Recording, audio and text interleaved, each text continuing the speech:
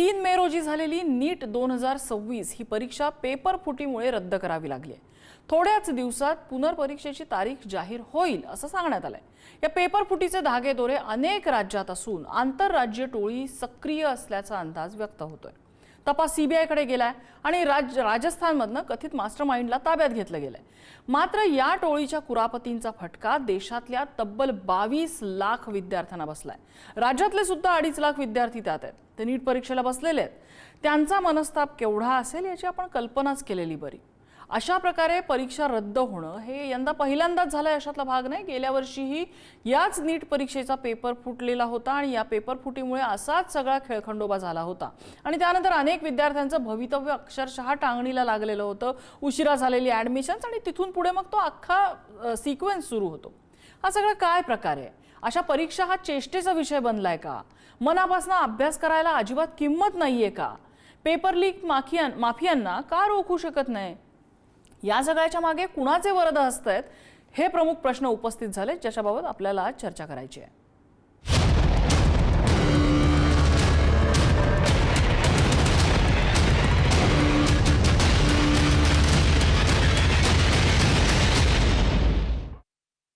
आणि या संदर्भातल्या चर्चेत आपल्यासोबत सहभागी होत आहेत स्टडी सर्कलचे संस्थापक डॉक्टर आनंद पाटील, आपल्यासोबत लातूरहून अशाच एका क्लासेसचे नीट कोचिंग क्लासेसचे महेश पाटील सुद्धा सहभागी होत आहेत। आपल्यासोबत नाशिकहून तन्मय दीक्षित असतील, सायबर एक्सपर्ट आहेत, आणि आपल्यासोबत आमचे दिल्लीचे प्रतिनिधी शिवाजी काळे थोड्याच वेळात असतील, जे या संपूर्ण प्रकरणाचं रिपोर्टिंग करतायत, ते आपल्याला अपडेट देतील।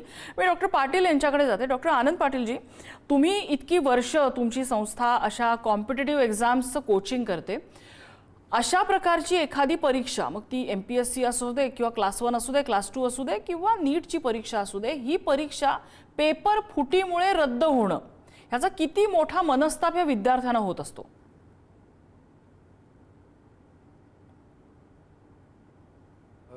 आता मनस्ताप तर होणारच, पण सगळ्यात महत्त्वाचं काय, याच्या पाठीमागची कारण मीमांसा बघितली पाहिजे। कारण स्पर्धा परीक्षा हे जे काही क्षेत्र आहे किंवा ती जी यंत्रणा आहे, त्यात अलीकडच्या काळात काही ज्याला आपण स्टेक होल्डर्स म्हणतो, तर त्यांच्यात विकृत्या निर्माण झालेल्या आहेत आणि ही विकृती कमी केल्यास हा विद्यार्थ्यांचा त्रास किंवा मनस्ताप कमी होऊ शकेल। आता मी एक साधं उदाहरण सांगतो। मी आता गेल्या आठवड्यात सेऊल इथे झालेली अमेरिकन कार्डिओलॉजी कॉन्फरन्सला गेलो होतो आणि तिथे मला बरेच असे म्यानमार मधले डॉक्टर भेटले आणि त्या डॉक्टरांचं म्हणणं असं होतं की तिथे जी सगळी MBBSची किंवा वैद्यकीय क्षेत्रातल्या पदव्या किंवा जे शिक्षण दिलं जातं ते सरकारमार्फत दिलं जातं आणि ते अतिशय माफक करतात।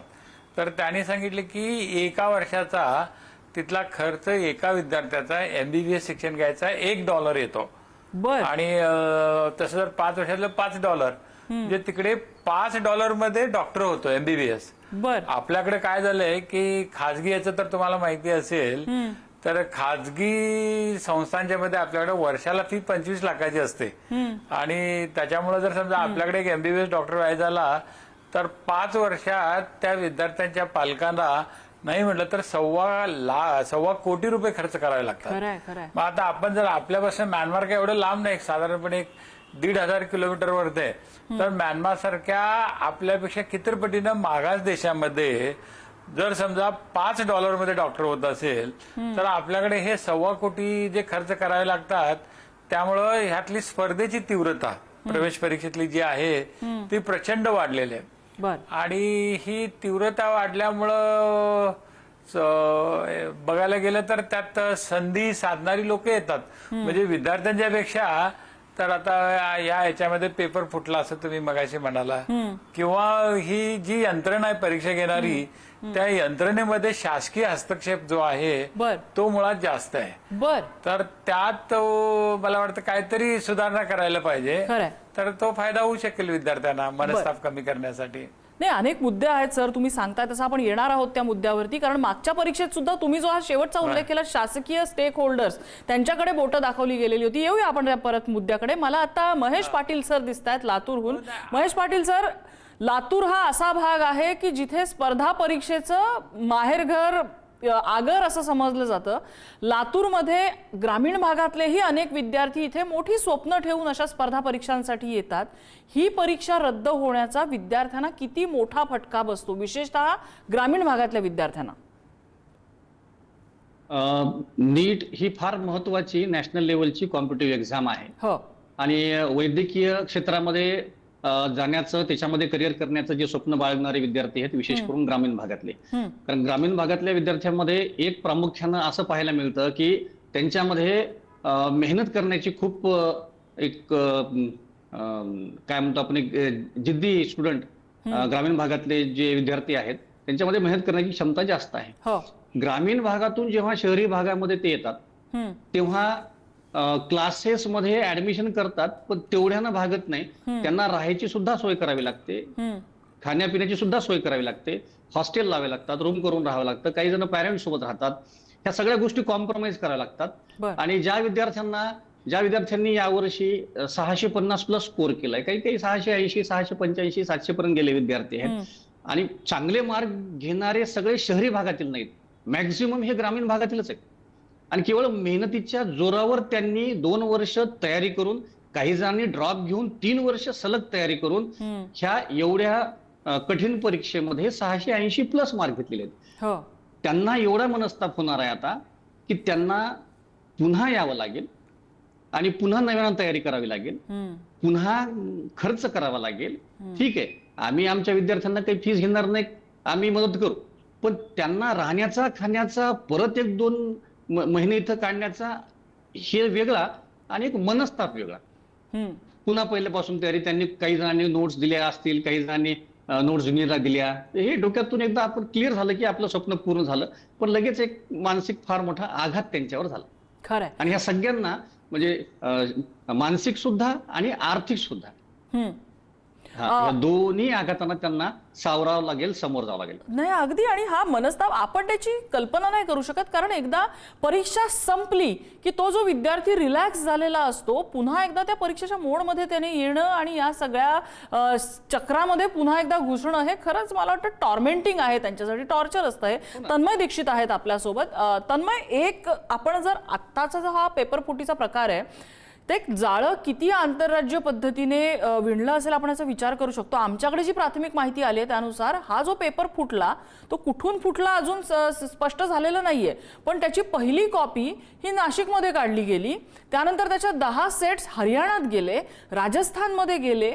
म्हणजे इतक्या पातळीवरती हे पेपर लीक माफिया काम करतात आणि आपल्याला कळत कसं नाही, आपल्या यंत्रणांना, पोलीस यंत्रणांना कळत कसं नाही, हे कशा पातळीवर हे काम चालतं? सर्वप्रथम ज्या ठिकाणी हे तयार केले जातात पेपर, आणि जे व्यक्ती हे तयार करतात त्यांचे मोबाईल्स, त्यांचे लॅपटॉप जे आहेत हे सेफ सिक्युअर असायला पाहिजे. ते जर सेफ सिक्युअर नसतील तर त्यांच्या सिस्टीम मध्ये स्पायवेअर सारखे इन्स्टॉल केले जाऊ शकतात आणि तिथून हे जे पेपर आहेत ते कॉम्प्रोमाइज केले जाऊ शकतात. ही पहिली शंका आहे. दुसरी, ते पेपर ज्या सर्व्हरवरती सेव्ह करतात ते सर्व्हर जर सेफ आणि सिक्युअर नसतील, व्हर्नॅबिलिटी असेसमेंट किंवा पेनिट्रेशन टेस्टिंग नसतील केलेलं, ऑडिट नसेल केलेलं, तर हॅकर तिथून ते पेपर जे आहेत ते डाउनलोड करू शकतात आणि ते विविध प्रकारच्या सोशल माध्यमाच्या प्लॅटफॉर्म्स किंवा ऍप्लिकेशन्सच्या थ्रू, वेगवेगळ्या प्लॅटफॉर्म थ्रू सर्क्युलेट जे आहेत ते केले जाऊ शकतात. कारण IMP क्वेश्चन हे मोठे मोठे क्लासेस जे आहेत ते सर्क्युलेट करत असतात. याच्यामध्ये बरेचदा हे सर्क्युलेशन जे होतंय ते व्हॉट्सॲपवरनं होतं, टेलिग्रामवरनं होतं, अजून कुठले कुठले प्लॅटफॉर्म वापरले जातात, पण कुठेही ट्रेस होत नाही. हे सुरू कुठून झालंय, ह्याचं काय कारण असावं? सर्वप्रथम याचा सोर्स कळत नाही, कारण मेसेज पाठवल्यानंतर जो तो बघतो, एक तर तो त्याचा स्क्रीनशॉट काढतो आणि ज्यांनी सेंड केलाय तो त्याचा पुरावा जो आहे तो पटकन क्लिअर करून टाकतो. पण याचे डिटेल आणि मुळापर्यंत जर पोचायचं असेल आपल्याला, तर जेवढे पण सोशल मीडिया ऍप्लिकेशन्स आहेत यांचं एक रजिस्ट्रेशन लीगल पोर्टल असतं, law enforcement request centre online असं. जर त्यांना कळवलं गेलं तर आपल्याला याची इन्फॉर्मेशन जी आहे ती पटकन सिरियसली मिळायचे चान्सेस जास्त असतात, पण ते जर त्यांना पटकन कळवलं गेलं तर. बरं, मला डॉक्टर आनंद पाटील यांच्याकडे जायचं आहे. एक मध्यंतरीच्या काळात गंभीर प्रकार घडला होता. अगदी काही दिवसांपूर्वीच दौंडमध्ये जी फौजदारकीसाठी परीक्षा झालेली होती, तर त्याच्यामध्ये एका खाजगी कोचिंग क्लासच्या पुस्तकातले 60% प्रश्न होते. जिथे पेपर फुटी होते, दुर्दैवाने खाजगी क्लासेसकडे बोट दाखवलं जातं. असा एक थिअरी मांडली जाते की यांचा कुठेतरी गव्हर्नमेंट स्टेक होल्डर्स सोबत नेक्सस आहे, त्यातून ते पेपर फुटतात, त्यातून ते पेपर येतात आणि आमचा क्लास जास्तीत जास्त प्रमोट करण्याच्या दृष्टीने कसे आमच्या पेपरमधले प्रश्न तिथे अपेक्षित प्रश्न आलेले आहेत अशी एक ती जाहिरात केली जाते. असं एक सर्कल, असं एक चित्र ड्रॉ केलं जातं. कितपत वास्तव वाटतं ह्याच्यामध्ये? काय सुरुवातीला जसं मी म्हणालो त्याच्याप्रमाणे स्पर्धा परीक्षेची जी यंत्रणा आहे त्यातले जे हितसंबंध धारक आहेत, तर त्यात अलीकडच्या काळात शासनाचा जो हस्तक्षेप, म्हणजे आता मी कुणावर टीका करत नाही, पण शासनानं गेल्या काही वर्षामध्ये स्पर्धा परीक्षेत सर्वांना समान संधी प्राप्त व्हावी म्हणून अनुदान देऊन काही संस्थांना पुढे आणायचा प्रयत्न केला. मग शासनाची सारथी असेल, बार्टी आहे, महाज्योती आहे, प्रचंड निधी असतो आणि हे एकंदर त्याचे जे कॉन्ट्रॅक्ट असतात ते कुणाला दिले जातात आणि त्यात फीडबॅक घेतला जातो की तुमचे विद्यार्थी किती पास झाले. मग बऱ्याच वेळेला असं ते क्लास चालक किंवा पुस्तकी किंवा जे स्रोत आहेत किंवा मगाशी तन्मय म्हणाला त्याच्याप्रमाणे ज्यांनी पेपर तयार केला तो आहे, याच्यापेक्षा हे हितसंबंध जपणारे जे काही, कारण आता मी बघितलं यांचे जे कॉन्ट्रॅक्ट दिले जातात ते सगळे राजकीय कार्यकर्त्यांची सोय लावणाऱ्या संस्थांना दिले जातात.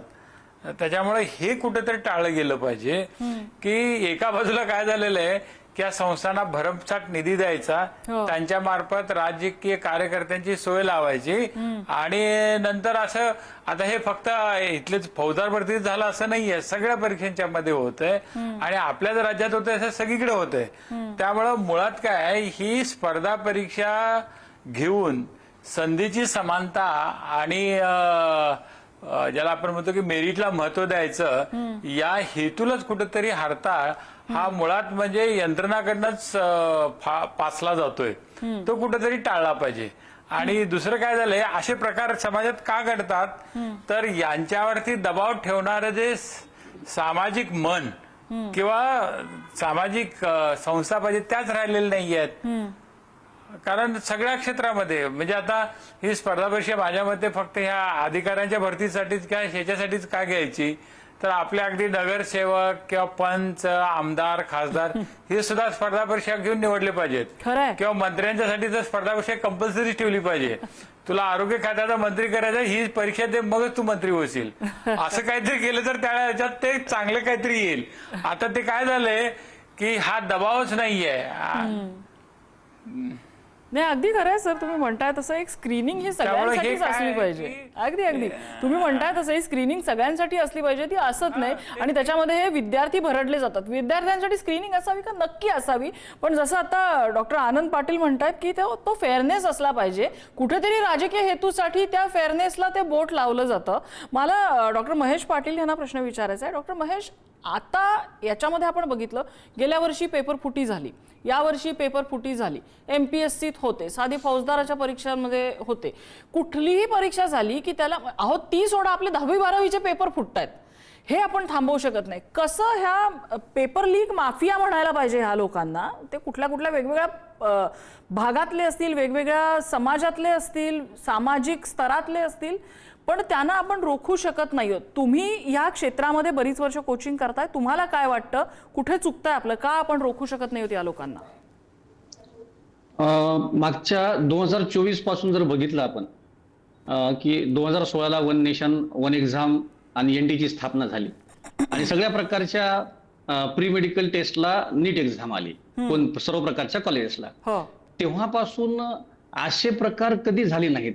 पण हे 2024 पासून 23च्या पुढे जर बघितलं तर कंटिन्यू दरवर्षी काही ना काहीतरी पेपर लीक असेल किंवा काही ना पेपर लीक संबंधित किंवा काहीतरी असे घोटाळे असतील, हे प्रकरण सातत्यानं होत आहेत. तर कुठल्याही एक्झाम म्हणली, कुठलंही क्षेत्र म्हणलं की काही ना काहीतरी असामाजिक तत्व त्याच्यामध्ये लुडबुड करणारच, कार्यरत राहणारच, सक्रिय होणारच. त्यांचे काही स्वतःचे इंटरेस्ट असतील, अर्निंगचे काही इंटरेस्ट असतील, पण हे चालतच राहणार आहे. पण ह्याला हे आले कसे, ह्यांनी हस्तक्षेप केला कसा आणि ह्यांची लुडबुड इथपर्यंत गेली कशी. जिथं प्रिंटिंग होते, जिथं आपला क्वेश्चन पेपर NTA हा छापतो, तिथून त्या प्रेसमधून लीक होणं, लीक होऊन फार जलद गतीनं ते पूर्ण एक किती अशी मोठी यंत्रणा असेल, म्हणजे NTA कार्यक्षमतेवर सुद्धा पालकांचा आणि विद्यार्थ्यांचा एक त्यांच्या कार्यक्षमतेवर प्रश्नचिन्ह निर्माण झाले. कार्यक्षमता सुद्धा आणि यंत्रणा सुद्धा, म्हणजे कुठंतरी अशी एक सिस्टीम, पण सगळ्या सिक्युरिटी आहेत, पेपर इतक्या कडक घेणार, विद्यार्थ्यांना तुम्ही 2-2, 3-3 तास आधी बोलणार, ड्रेस कोड ठेवणार, बाकी सगळ्या लेवल पर्यंत आपण जे एक्झिक्युशन करतो व्यवस्थितरित्या. पण पेपर काढण्यापासून, क्वेश्चन पेपर सेट होण्यापासून, प्रिंट होण्यापासून ते प्रत्येक सेंटरवर जाईपर्यंत कुठंतरी मला वाटतं की थोडस एक NTA रिथिंक करावं कुठतरी. हा, ह्या वर्षी रीनीट होतंय त्यासोबत कुठंतरी त्या कार्यक्षमतेविषयी एक रिथिंक तुम्ही म्हणताय तसं करणं. ओव्हरऑल सिस्टीम ओव्हरऑलच करायची आपल्याला कदाचित गरज आता पडू शकते. कारण सलग 2-3 वर्ष जर असं होत असेल एवढ्या मोठ्या परीक्षेत, आणि त्यासाठी पुन्हा परीक्षा किंवा त्याच्यामध्ये काय अजून वेगळे फेअरनेस आणण्यासाठी काय काय उपाय करावे लागत असतील तर उपयोग काय आहे. मला तन्मय यांच्याकडे जायचं. तन्मय, याच्यामध्ये आता मागच्या वेळच्या ज्या परीक्षा पेपर फुटी झालेली होती त्याच्यामध्ये टेलिग्रामवरनं मेसेजेस पास व्हायचे आणि इतकं कळलं होतं की एकेका पेपरचा रेट 8-8 लाखांपर्यंत गेलेला होता. 8-8 लाख रुपये एकेकाने भरलेले होते या पेपरसाठी. आणि कुठेतरी हा नेक्सस जाऊन पोहोचतो सरकारी यंत्रणांकडे. आपली जी सुप्रीम एजन्सी आहे जी या सगळ्या हे करते NTA, तर त्यांच्याकडे बोट दाखवलं गेलेलं होतं. अशा परिस्थितीमध्ये हे सायबर ट्रेसेस हे मध्येच दडपले जात आहेत. कुठे बघायचं ह्या सगळ्याकडे, कुठे आणि कसं बघायचं? जिथून पेपर तयार होतोय आणि ज्यातून त्याचे मल्टिपल कॉपीज केल्या जात आहेत, याचे प्रत्येक ठिकाणी डिजिटल फुटप्रिंट जे असणार आहेत ते असणारच आहेत. तर ते फुटप्रिंट्स काय आहेत, कसे आहेत, कुठे जनरेट झालेत, आणि समजा कोणी ते मिटवायचे जरी प्रयत्न केले गेलेत तर ते कधी मिटवले गेले, हे ट्रेस ते सायबर फॉरेन्सिक्सच्या नेटवर्क फॉरेन्सिक्स मध्ये येऊ शकतात. तर ते चेक करणं जे आहे ते सर्वात महत्वाचं आहे. ते जर आपल्याला लक्षात आलं तर हे नक्की कोण याच्यामध्ये ढवळाढवळ करतंय, ही सिस्टीम ब्रेक कशा प्रकारे केली जातीये, तर ते आपल्याला पटकन क्लिअर लक्षात येऊ शकतं. बर, पण असं होताना दिसत नाहीये. म्हणजे असं वाटतंय की हे डेलिबरेटली कुठेतरी साईड ट्रॅक केलं जात आहे, डेलिबरेटली हे प्रकरण दाबण्याचा प्रयत्न होतोय असं वाटतं. एक जो पॅटर्न बघितला ह्याच्यामध्ये तर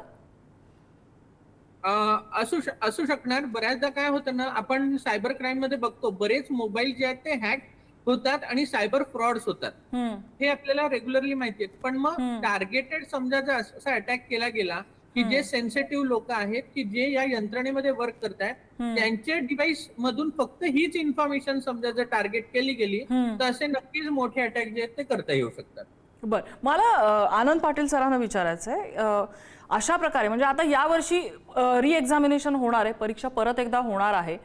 काही दिवसांनी जरी ही परीक्षा पुढे गेली त्या शेड्यूलच्या पुढे, तर कसा गोंधळ उडतो त्या विद्यार्थ्याच्या पुढच्या शैक्षणिक वर्षाचा? नाही, सगळ्यात महत्त्वाचं काय माहिती आहे, स्पर्धा परीक्षेद्वारे निवड ही जी काही पद्धत आहे ती आपण ब्रिटिशांच्याकडनं घेतली. स्वातंत्र्य मिळाल्यानंतर त्यात जो अपेक्षित बदल करायला पाहिजे होता तो केला गेलेला नाही. ज्या वर्षी मी MBBS ला ऍडमिशन मिळालं मला, त्यावेळेला काय स्पर्धा परीक्षा MBBS साठी किंवा इंजिनिअरिंग साठी नव्हतीच.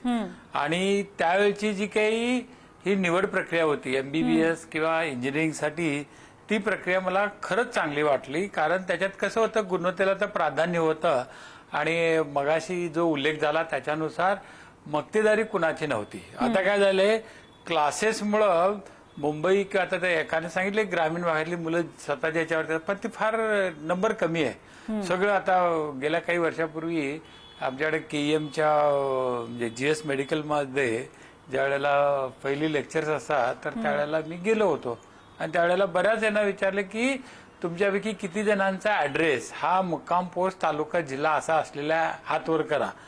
तर त्यावेळेला दुर्दैवानं मला 1-2च हात वर दिसले त्या 250 जणांमध्ये, आणि उरलेले जे सगळ्या हे शहरी भागातलेच. म्हणजे MBBS असू दे किंवा नीट नंतर ते MDMS असू दे किंवा DMच्या परीक्षा असू देत, इथं जे होतं तर ते ज्यांना कोचिंगची सुविधा उपलब्ध आहे त्यांच्यासाठीच ते आहे. आणि त्याच्यामुळं काय होत आहे की ह्या स्पर्धा परीक्षेद्वारे शिक्षणामुळे जी मिळणारी समानता आहे ती येण्याच्या ऐवजी विषमता वाढलेली आहे. त्यामुळे मला वाटतं की पूर्वीची आपली जी पद्धती होती प्रादेशिक समता आणून सगळ्यांना समान संधी, कारण युनिव्हर्सिटीच्या क्षेत्रामधलेच जे विद्यार्थी असेल त्यांना त्या ठिकाणच्या मेडिकल किंवा इंजिनिअरिंग कॉलेजमध्ये ऍडमिशन द्यायचं आणि नंतर ठीक आहे तुम्ही स्पर्धा परीक्षा आणली पण त्यानुसार तुम्ही त्याच्यात बदल करायला पाहिजे ना. ते बदल न करता तुम्ही त्यात विकृतीनं शिरकाव होण्याची संधी दिली आणि त्यात तुमचे स्वतःचे हित संबंध आले अनेक जणांचे. त्यामुळे एनटीए असू दे किंवा स्पर्धा परीक्षा घेणाऱ्या नोकर भरतीच्या संस्था असू देत त्यात असतात कोण, सगळे निवृत्त झालेली मंडळी. तरुण आयएस अधिकाऱ्याला काय एमपीएससीचा अध्यक्ष करू नये किंवा एनटीएचा जो अध्यक्ष आहे तो एखादा चांगला डॉक्टर का करू नये. त्याच्याऐवजी हे निवृत्त झालेले क्लेरिकल किंवा ऑफिसर मंडळी, आय डोंट थिंक की that will improve the quality. आणि त्याच्यामुळे विद्यार्थ्यांचा जो मनस्ताप आहे शेवटी कसं आहे की सध्याच्या स्थितीमध्ये अनसर्टन्टी ज्याला आपण म्हणतो ती खूप आहे. त्यामुळे विद्यार्थ्यांनी कितीही चांगली तयारी केली तर एक गोष्ट लक्षात ठेवली पाहिजे की जी अनिश्चितता माझ्या हातात नाही आहे त्याला मला सामोरच जावं लागणार आहे आणि तशी मानसिक कणखरता आणायची तशीच तयारी. तर परीक्षेला जायच्या अगोदर डोक्यात विचार करायचा हे पेपर फोडणार आहेत, मला नाकारणार आहेत, यांना मी पूर्ण उरणार माझ्या मेहनतीच्या द्वारे, असा जर विचार आणला तर निश्चितच त्याच्यावर आपल्याला मात करता येऊ शकते. अगदी सरांनी मुद्द्याच्या मुळालाच हात घातलेला आहे. पण तरीही आपल्याला थोडंसं कॅल्क्युलेशन पण समजून घ्यावं लागेल. महेश पाटील सर, गेल्या वर्षीचं आपण जर बघितलं तर त्या परीक्षेचा जो काय सगळा गोंधळ आणि सगळा बट्ट्याबोळ झालेला होता त्यावेळेला मेडिकलची ॲडमिशन्स ऑगस्ट उलटून गेला तरी झालेली नव्हती. आत्ता समजा अगदी महिनाभर जरी परीक्षा पुढे गेली तरी हे शेड्यूल कसं बनले, म्हणजे आयडियली जुलैकडे हे ॲडमिशन होणं अपेक्षित असतं, जून जुलैकडे. आता काय शक्यता वाटते की मागच्या वर्षीसारखंच चित्र असेल? आता आज तर त्यांनी फक्त हे पेपर लीक झालाय आणि रिनीट घेऊ असं डिक्लेअर केलंय.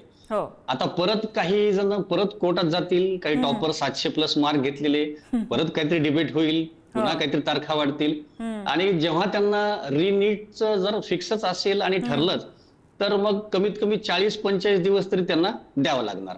म्हणजे निश्चितच जसं आधी झालं होतं तसंही यावर्षी होणार.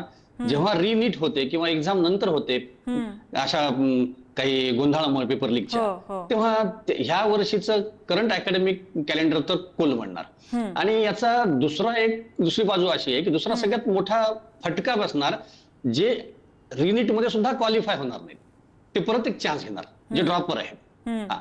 मग त्यांना परत प्रिपरेशन करण्याकरता कमी वेळ मिळणार आणि ह्यांचं पुन्हा फर्स्ट इयर जे मेडिकलचं आहे सेशन हे काही व्यवस्थित होणार नाही. बर, जे गेल्या वर्षी झालेलं होतं. मला तन्मय यांच्याकडे एक मुद्दा असा घेऊन जायचा. तन्मय, एक नक्की आहे की जसं तुम्ही सांगितलं हे पेपर कोण सेट करतं तर गव्हर्नमेंट एजन्सीज आहेत. सरकारच्या देखरेखीखाली हे पेपर सेट होतात, ते बाहेर पडतायत. याचा अर्थ कुठेतरी हलगर्जीपणा हा सरकारी पातळीवर झालाय. भले त्यांचं युनिट हॅक झालं असेल, भले त्यातल्या कुणीतरी पैसे घेऊन पेपर लीक केला असेल, भले कुणाच्या मोबाईलमधनं तो कुणाकडे तरी दिसला असेल किंवा काहीही झालं असू शकतं. सेंटर पॉइंट आहे सरकारी यंत्रणा, पण आजवर कुठेही अशा प्रकारच्या पेपर फुटीत सरकारी यंत्रणांपर्यंत तपास मागपर्यंत पोहोचलेला दिसत नाही.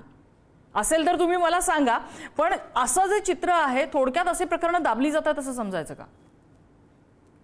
बरोबर आहे, आपण असं समजू शकतो. कारण याच्यामध्ये जर आपण बघितलं तर जर वेबसाईटच्या संदर्भात आपण बघितलं तर वेबसाईट ऑडिट जे आहे हे सरकारी यंत्रणांना करणं मॅन्डेटरी आहे. आणि हे जे ऑडिट आहे हे सीडॅक आणि तसंच दुसरं जे आहे हे सीडॅक एम्पॅनल ऑर्गनायझेशन जे आहेत त्या करत असतात.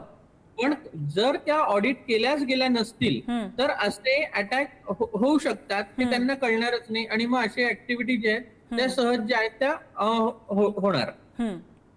मला पाटील सरांची शेवटची कॉमेंट घ्यायची. पाटील सर, तुम्ही जसं म्हणालात की आपल्यासमोर संकट येणार आहे यासाठी विद्यार्थ्यांनी तयार राहिलंच पाहिजे, पण संकट न येण्यासाठी आपल्याला काय करता येईल थोडक्यात? आनंद पाटील सर. थोडक्यात सांगितलं तर एआयचा वापर करावा. कारण एआय मुळे आता जरी आपण म्हणालो तरी एआय मुळे त्या जेवढे काही प्रश्न त्यातले 90% प्रश्न काय येऊ शकतात आपल्याला एआय मुळे समजू शकतं आणि दॅट इज पॉसिबल. आणि हे मी कशावरनं सांगतोय का आता सध्या आमच्याकडं बरेच असे इंटरनॅशनल परीक्षा म्हणजे नीट तरी आपली ही लोकल झाली परीक्षा, पण ज्याला आपण म्हणतो की आंतरराष्ट्रीय पातळीवरच्या ज्या परीक्षा असतात तर त्याची तयारी करणारी मुलं जी ऑनलाईन तयारी करतात एआयचा सर्रास वापर करतात आणि त्या एआयचा सर्रास वापर केल्यामुळे काय होतंय की त्यातली जी काही what I can call it the परावलंबित्व असतं की डिपेंडेबिलिटी असते की of a student on the teacher, तर ती कमी होते. त्यामुळे विद्यार्थी स्वतः काय प्रश्न आणि कसा येऊ शकतो याचा अंदाज घेऊ शकतो आणि तो घेतल्यानंतर त्यांना दुसऱ्या कुणावरती अवलंबून राहायची गरजच नाही. मार्गदर्शक हा असू नये असं माझं मत नाही, पण बऱ्याच वेळेला त्या मार्गदर्शक ह्या किंवा तज्ज्ञ किंवा स्टेक होल्डर ह्या यंत्रणेमुळे बराच गोंधळ होतो आणि त्यामुळं आपल्याला काय आहे, मुळात मला म्हणायचं की हे स्पर्धा परीक्षेतलं जे काही म्हणजे बाऊ केला जातो, म्हणजे असं सुद्धा म्हणेन स्पर्धा परीक्षेद्वारे होणाऱ्या निवड प्रक्रियेमध्ये त्या निवड प्रक्रियेच्या प्रेमात पडलेली काही लोक आहेत आणि त्याचं व्यसन लागलेले सुद्धा काही लोक आहेत. तर ह्या दोघांच्या वरती काहीतरी उपचार करणं आवश्यक आहे आणि हे उपचार करणारी मंडळी कोण आहे? एक म्हणजे सरकार आणि दुसरं सरकारपेक्षा सगळ्यात महत्वाचा डॉक्टर म्हणजे समाज. तर समाजातले जे काही प्रतिष्ठित जे विचारवंत असतील, लोक असतील, समविचारी लोकांनी पुढे येऊन असला प्रकार होऊ नये यासाठी काहीतरी केलं पाहिजे, दबाव टाकला पाहिजे. अगदी खरं आहे. याच्यात पेपर फुटला हे सगळ्यांना माहिती असतं, का सापडत नाही तुम्हाला? अगदी खरं, हा दबावगट तयार झालाच पाहिजे. कारण असे प्रकार थांबणं अतिशय गरजेचं आहे. कसं आहे, ह्या सगळ्याचं फिरून फिरून मूळ कुठे जातं तर जिथे पेपर सेट होतो, जे पेपर तयार करतात तिथे हे फिरून फिरून मूळ जातं. मात्र तपासात कुठेही त्या सरकारकडे, सरकारी यंत्रणेकडे, पेपर सेट करणाऱ्या सरकारी अधिकाऱ्याकडे कुणीही बोट दाखवत नाही. मग ही प्रकरणं दाबली जात आहेत का? मग हे जे लीक माफिया आहेत त्यांना आपण किती दोषी धरायचं? जर सरकारी यंत्रणेमध्ये जर ठिगळ लावायची वेळ आलेली दरवर्षी असं जर फुटत असेल ना तर पिढ्या बर्बाद होतात. पिढ्या बर्बाद होतात. सरकारी यंत्रणेला जर अशा प्रकारे ठिगळ लावायची वेळ आलेली असेल तर आणखी कुणाकुणाकडे आपण बोट दाखवणार आहोत? सरकारने सगळ्यात पहिल्यांदा स्वतःची यंत्रणा लीक प्रूफ केली पाहिजे, तर हे लीक माफिया आहेत त्यांना कुठेतरी वेसण घालता येईल. या चर्चेसाठी आपल्याला सगळ्या मान्यवरांनी वेळ दिला. सगळ्यांचे आभार. आजचा धुळा इथेच थांबतोय.